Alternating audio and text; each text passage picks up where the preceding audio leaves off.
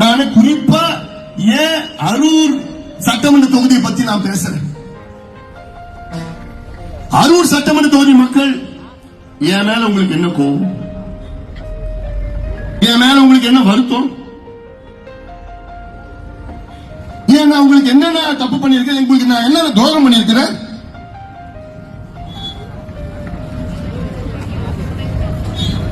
மற்ற தொகுதியில எனக்கு வாக்களிச்சாங்க, நீங்க ஏன் எனக்கு வாக்களிக்கல? அப்படி நான் என்ன தப்பு பண்ணேன்? நான் எல்லாத்தையும் தானே பொதுவானவன்.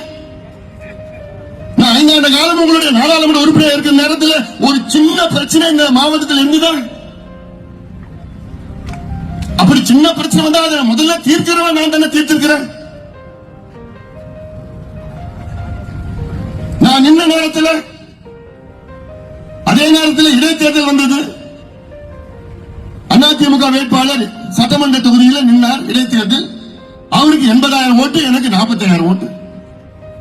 நான் அப்படி என்ன தப்பு பண்ண